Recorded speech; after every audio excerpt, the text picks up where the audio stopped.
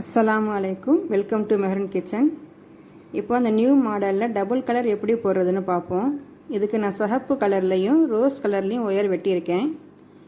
8 அடி அகலத்துக்கும் 7 அடி உயரத்துக்கும் வெட்டி எடுத்திருக்கேன். 7 அடியில் எல்லாமே ரோஸாக தான் எடுத்திருக்கேன். 8 அடியில் வந்து சிகப்பு தான் ஃபுல்லுமே எடுத்திருக்கேன்.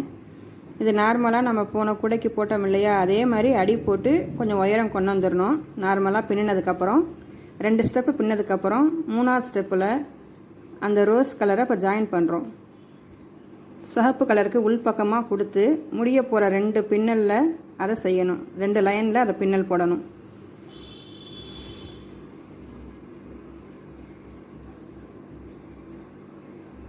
ரெண்டு லைனில் அந்த பின்னல் போட்டதுக்கப்புறம் நார்மலாக அந்த சிகப்பு ஒயரை வெட்டி விட்டுட்டு அந்த ரோஸ் ஒயரை மட்டும் இப்போது ஒரு ஒயர் பின்னல் போடணும், ஒரு ஒயர் பின்னல் போடக்கூடாது.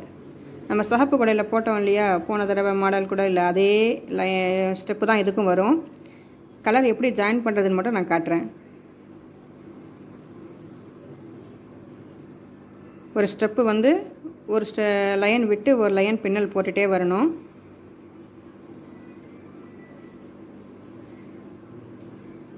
இந்த லைன் முடிஞ்சதும் நான் அடுத்த லைன் எப்படி போடுறதுன்னு காட்டுறேன். அதுவும் நார்மலாக போன தடவை போட்டோம் இல்லையா, சாதாரண பின்னல் தான் இதுக்கு மேலே வரும். அந்த சிகப்பு ஒயர் வெட்டி விட்டோம் இல்லையா, அதை உள்பக்கமாக சொருவி விட்டுறணும். அதை உள்பக்கமாக சொருவி அதை ஃபுல்லும் ஃபினிஷிங் பண்ணிடணும்.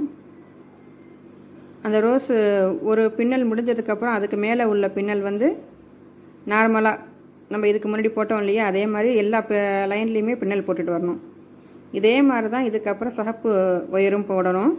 இந்த ரோஸில் 2 லைன் போட்டு முடிஞ்சதும் சிகப்பு ஒயரை ஜாயின் பண்ணிக்கணும்.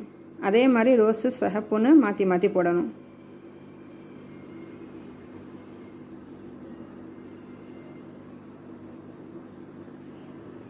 வேணுங்கிற அளவுக்கு உயரம் வந்ததுக்கப்புறம் மேலே ஒரு 3 ஸ்டெப்பு நார்மலாகவே பின்னல் போட்டுட்டு அதுக்கப்புறமா நம்ம ஒயரை கட் பண்ணி சொருவி ஃபினிஷிங் பண்ணிடணும். அந்த சிகப்பு குடையில் பார்த்த மாடலே தான் வரும்.